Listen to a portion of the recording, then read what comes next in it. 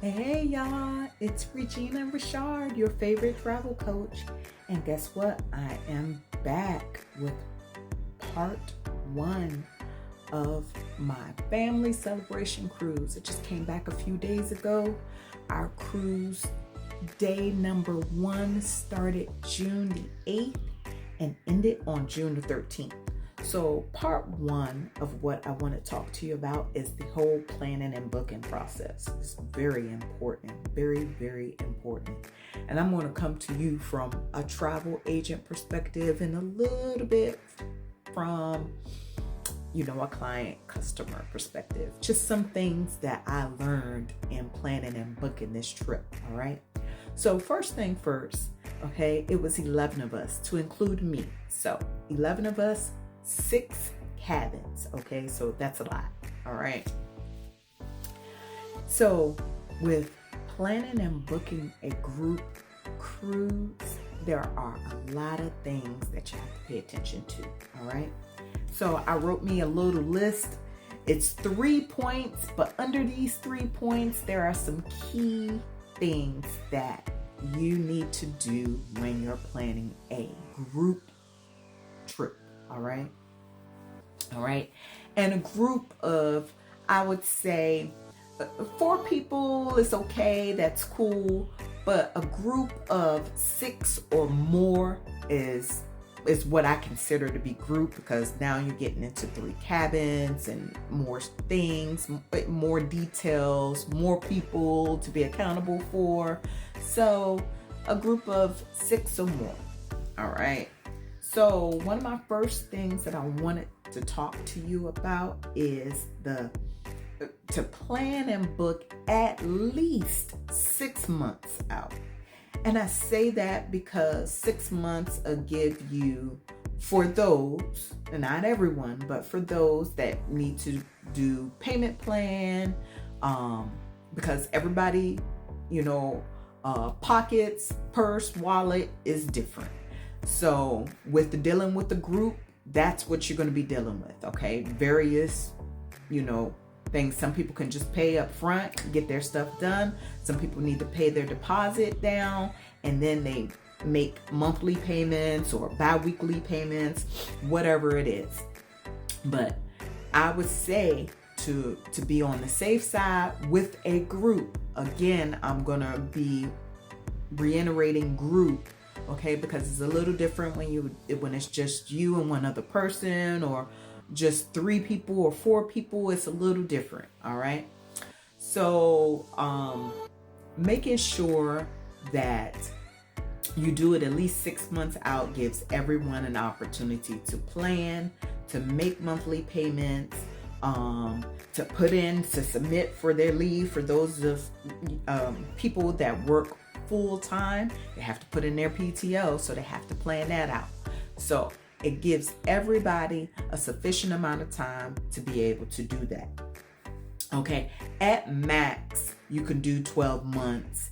If you want to go in between, you can go 8, 9 months out. But, anything below 6 months or below 3 months, just know that Carnival wants their payment at least 45 days prior to you cruising. All right. So that's why it's so important that if you're going to do payment plans, to set it out enough time to be able to make that final payment 45 days in advance, or if any changes need to be made, then they could be made. All right. So, and that's one of the things that I learned. That 6 months worked out great for us. In most of the things, that worked out great for us. All right. So the second thing that I have here, excuse me if I keep looking down, is just to look at my notes so I can make sure I cover everything with you all. All right. The second thing on here is, if you plan and book through a travel agent, me, or travel agency, just make sure that you fill out a credit card authorization form with them as the client.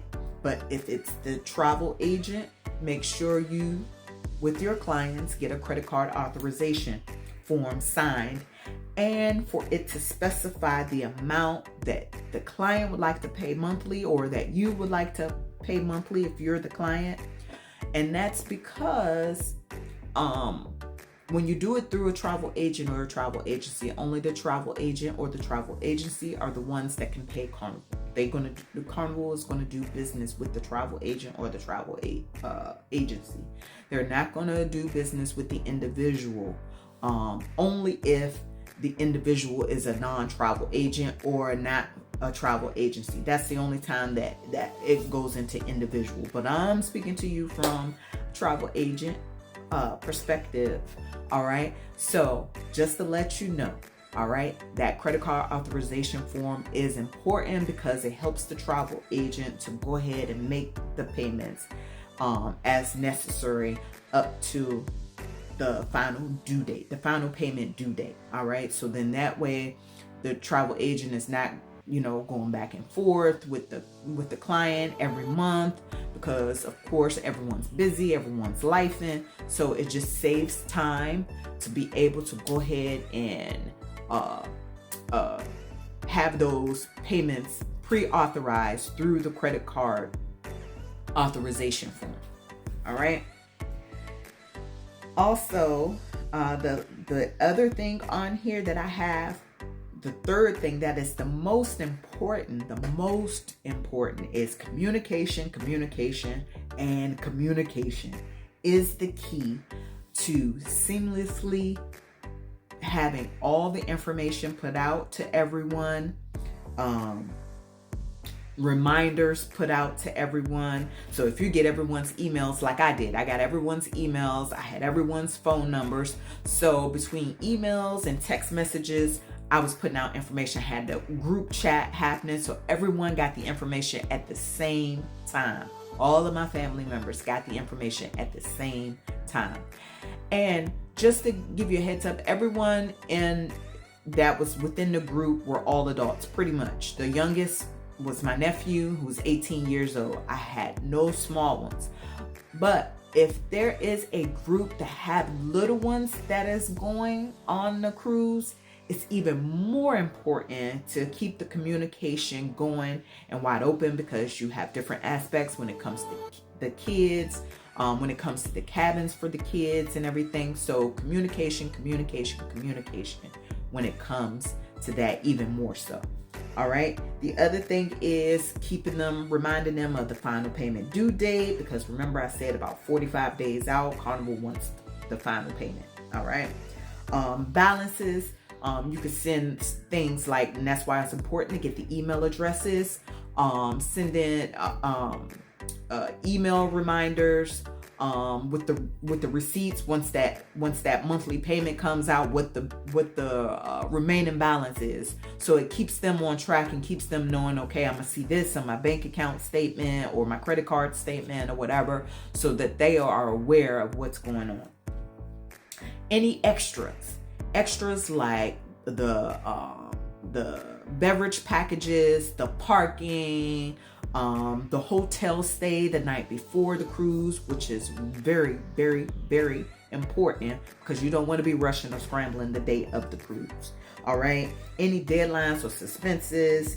And the last and final thing that I thought worked out great for me and with my family is keeping the excitement going, keeping the momentum going about the trip, keeping them excited and everything and amped up was very good, because everybody was very excited about going. And most of my family was their first time cruising. I think it was only 3 or 4 of us that had been on a cruise previous. So most of the family was their first time cruising. So it was important to keep them excited, to keep them going, to keep them up to date and all the information. All right. So those are the top 3 things that I have. Planning and booking at least 6 months out. Making sure credit card authorization form is completed, and communication. All right. So if you want to know more about my Carnival Breeze family celebration cruise, all right, like and follow for more, and I'll be coming back to you with part 2 of the cruise See you guys later. Bye.